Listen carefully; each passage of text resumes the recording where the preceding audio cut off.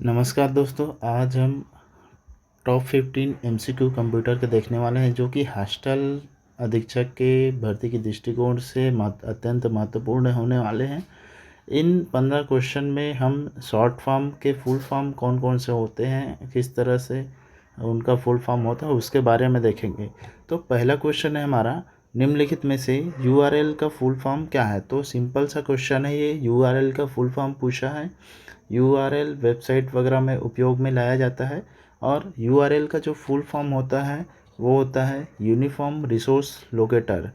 तो uniform resource locator यहाँ पर दिया हुआ है, तो यहाँ पर ए वाला आंसर जो है वो सही होगा, यूनिफॉर्म रिसोर्स लोकेटर। उसके बाद दूसरा क्वेश्चन में चलते हैं।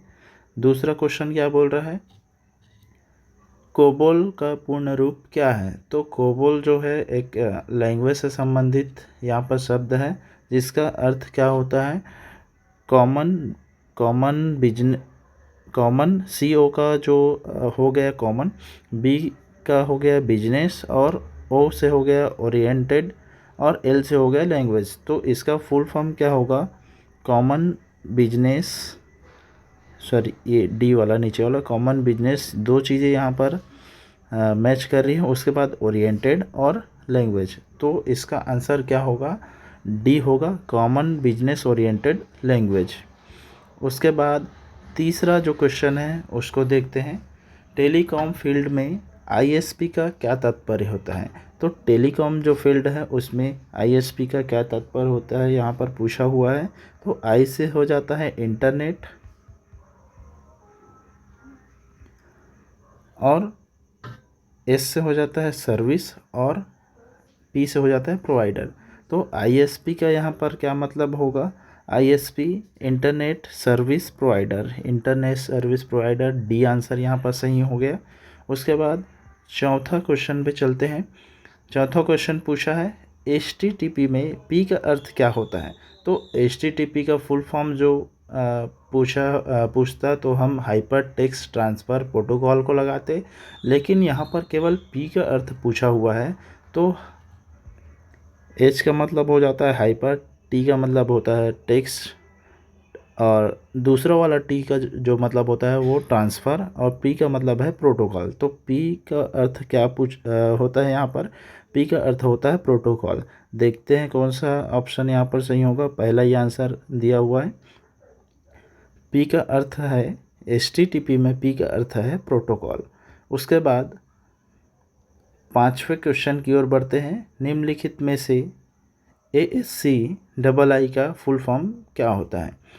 तो ये एक प्रकार का कोड से रिलेटेड होता है, और ASCII का फुल फॉर्म यहाँ पर क्या होगा, ए से हो गया अमेरिकन, एस से हो गया स्टैंडर्ड, सी से कोड, और उसके बाद दो ठो आई जो लिखा हुआ है लास्ट में उसका मतलब होता है information interchange.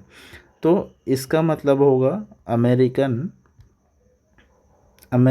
Standard code for information interchange. तो पहला ही आंसर यहाँ पर ए वाला सही हो गया, American standard code for information interchange. उसके बाद छठवें क्वेश्चन की ओर चलते हैं। फाइल फॉर्मेट में एक फॉर्मेट होता है, फाइल फॉर्मेट के संदर्भ में पीडीएफ का जो फुल फॉर्म है वो क्या होगा। तो पीडीएफ एक प्रकार का फाइल होता है, इसका फुल फॉर्म क्या होगा, पोर्टेबल डॉक्यूमेंट फॉर्मेट। यहाँ पर दिया हुआ है देखिए, पोर्टेबल डॉक्यूमेंट फॉर्मेट। तो यहाँ पर ए वाला ऑप्शन सही होगा, पोर्टेबल डॉक्यूमेंट फॉर्मेट। उसके बाद सातवें क्वेश्चन की ओर चलते हैं। कंप्यूटर के क्षेत्र में लीफो का अर्थ निम्न में से क्या है। तो लीफो का अर्थ यहाँ पर पूछा हुआ है, लीफो में last in first out, LIFO का अर्थ यहाँ पर होता है लास्ट इन फर्स्ट आउट। यहाँ पर ए ऑप्शन यहाँ पर सही होगा, लीफो का अर्थ होता है लास्ट इन फर्स्ट आउट। उसके बाद आठवें क्वेश्चन की ओर चलते हैं। निम्नलिखित में से SMPS का फुल फॉर्म कौन सा है। तो SMPS का फुल फॉर्म यहाँ पर पूछा हुआ है। SMPS का फुल फॉर्म होता है switched mode power supply. S से स्विच, स्विच्ड, एम से मोड, पी से पावर और एस से सप्लाई। तो एसएमपीएस का फुल फॉर्म क्या होगा? Switched mode power supply. तो कौन सा ऑप्शन यहाँ पर सही हो गया? ए वाला जो ऑप्शन है वो स्विच्ड मोड पावर सप्लाई, वो यहाँ पर सही हो गया।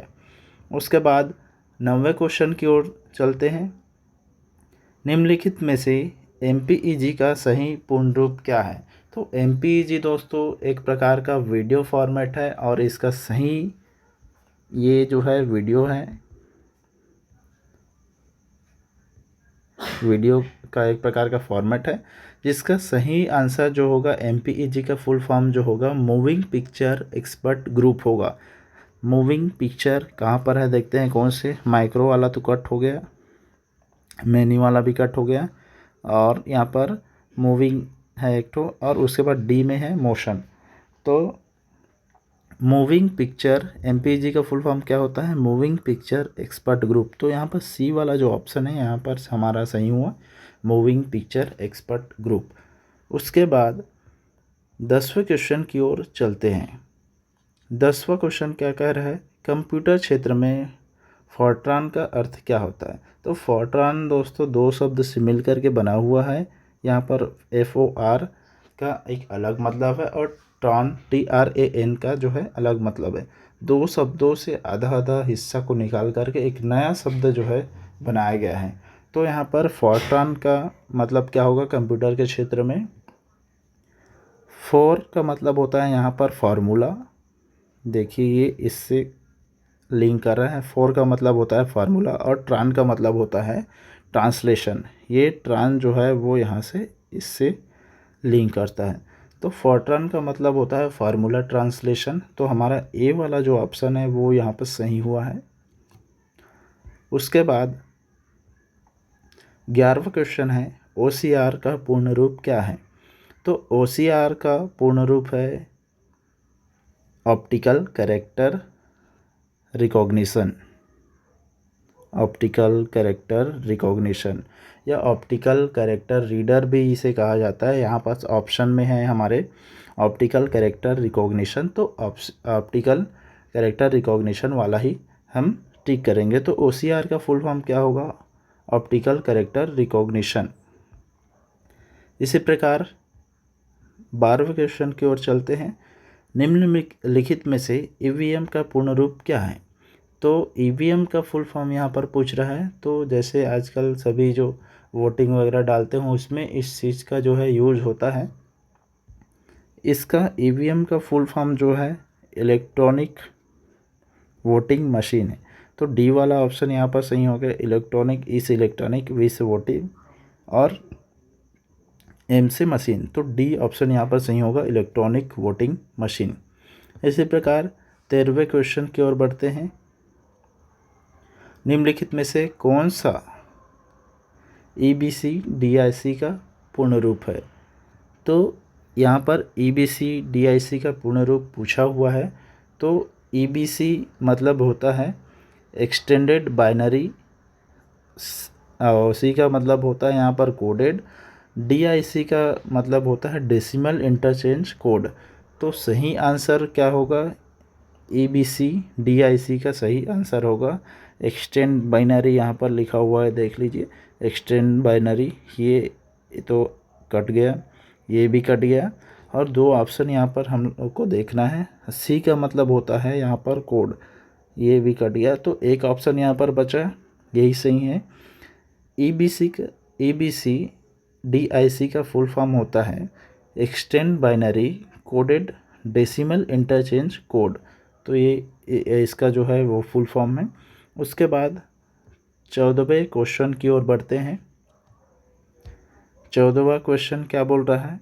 कंप्यूटर और इंटरनेट के क्षेत्र में W3C का क्या अर्थ है? W3C का क्या अर्थ है? W3C इसका मतलब है 3 बार W उसके बाद C। W3C का क्या अर्थ है? वर्ड WWWC का क्या अर्थ है? तो इसका अर्थ क्या होता है? WWW का आप लोग अर्थ जानते ही होंगे, वर्ल्ड वाइड वेब। तो वर्ल्ड वाइड वेब इसमें दिया हुआ है। इसमें भी दिया हुआ है, इसमें भी दिया हुआ है और इसमें भी दिया हुआ है। तो लास्ट वाला जो सी ऑप्शन है उसको हमको देखना है। वर्ल्ड वाइड वेब तो सभी में दिया हुआ है, चारों में दिया हुआ है।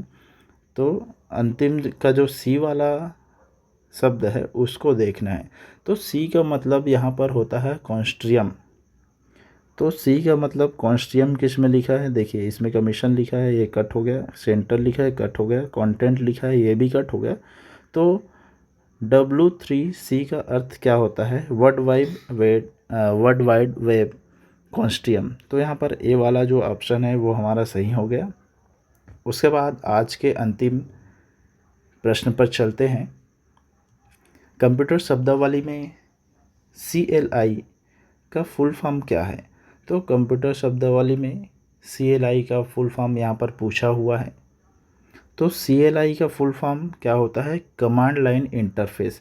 कमांड लाइन इंटरफेस यहाँ पर देखते हैं कौन सा है, कमांड लाइन इंटरफेस। ये दूसरा बी वाला जो ऑप्शन है वो यहाँ पर सही हुआ। तो आशा है आप सभी को आज के जो इतने टॉप 15 MCQ हैं कंप्यूटर से रिलेटेड वो आपको समझ में आए होंगे। और इसी प्रकार जो है आपको आज का ये वीडियो अच्छा लगा होगा तो वीडियो को लाइक शेयर करें और हमारे जो चैनल है उसको सब्सक्राइब करें। इसी प्रकार हॉस्टल वार्डन के लिए आगे की कंप्यूटर की एक सीरीज़ आने वाली है जो आपके लाइक पर डिपेंड करती है। जैसे जैसे आप लाइक कमेंट करते जाएंगे वैसे वैसे जो है डेली वीडियो डलते जाएगा। तो यहाँ तक बने रहने के लिए धन्यवाद।